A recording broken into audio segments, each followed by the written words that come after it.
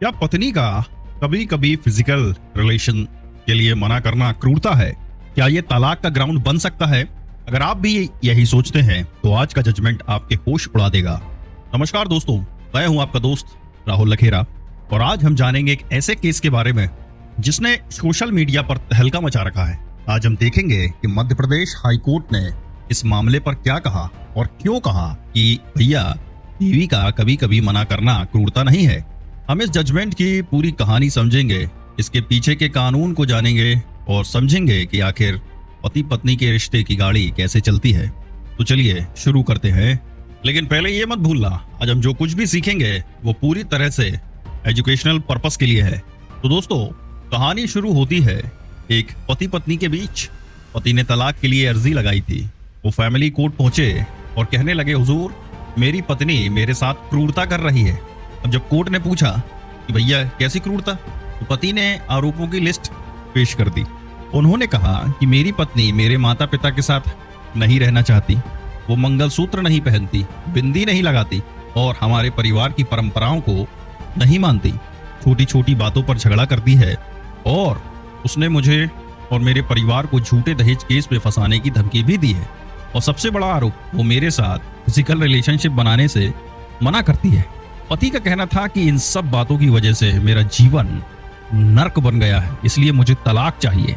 लेकिन दोस्तों, कहानी में ट्विस्ट आता है।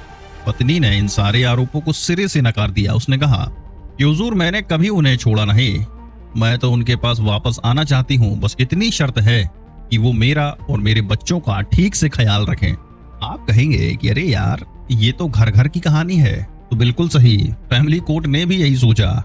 उन्होंने पति के सारे सबूत देखे और कहा कि गुरु माफ करना, तुम ये साबित ही नहीं कर पाए कि तुम्हारी पत्नी ने तुम्हारे साथ क्रूरता की है। फैमिली कोर्ट ने पति की तलाक की अर्जी को खारिज कर दिया। अब पति को गुस्सा आया और पहुंच गए मध्य प्रदेश हाई कोर्ट। उन्होंने सोचा यहाँ तो इंसाफ मिलेगा।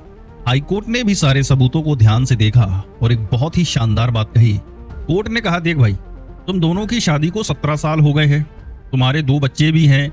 ये इस बात का सबसे बड़ा सबूत है कि तुम दोनों के बीच सब ठीक ठाक था। भाई तब तो 2 बच्चे पैदा हो गए। अब यहाँ पर कानून की बात तो सिंपल तरीके से समझते हैं। हिंदू मैरिज एक्ट 1955 का एक सेक्शन है, सेक्शन 13(1)(IA). ये सेक्शन बताता है कि अगर कोई पार्टनर अपने दूसरे पार्टनर के साथ क्रूरता करता है तो तलाक लिया जा सकता है। क्रूरता का मतलब सिर्फ मारना पीटना नहीं है, बल्कि इसमें मानसिक क्रूरता भी शामिल है, जैसे बार बार तंग करना, अपमान करना आदि। हाईकोर्ट ने इस मामले पर कहा कि देखो, पति पत्नी के बीच छोटी मोटी नोक-झोंक तो चलती रहती है। इसे साधारण wear and tear of married life कहा जाता है, यानी शादीशुदा जिंदगी में ये सब आम बात है। पति की बातों को सुनकर ऐसा नहीं लगता कि ये क्रूरता है। और सबसे अहम बात जिस पर सबकी नजर थी, फिजिकल रिलेशन का मामला। हाईकोर्ट ने साफ साफ कहा, देख भाई, अगर कोई पत्नी कभी कभी फिजिकल रिलेशन के लिए मना कर दे तो ये क्रूरता नहीं है। क्रूरता तब मानी जाती है जब कोई पत्नी लगातार और जानबूझकर बिना किसी वजह के फिजिकल रिलेशन के लिए मना करे। कोर्ट ने पत्नी की बात को भी सही ठहराया। पति ने कहा था कि वो वापस आने को तैयार है, बस पति उसका और उसके बच्चों का ठीक से ख्याल रखे। कोर्ट ने कहा कि एक पत्नी की अपने पति से ये उम्मीद रखना बिल्कुल जायज है और ऐसी उम्मीद को क्रूरता नहीं कहा जा सकता। कोर्ट ने तो यहाँ तक कह दिया कि पति खुद सुलह करना चाहता था, जिसका मतलब है कि अगर कोई क्रूरता हुई भी थी तो पति ने उसे माफ कर दिया था। सब मोह माया है, जैसा कि हमारे मीम्स में कहा जाता है। तो आखिर में क्या हुआ? तो मध्य प्रदेश हाई कोर्ट ने भी फैमिली कोर्ट के फैसले को सही ठहराया और पति की अपील को खारिज कर दिया।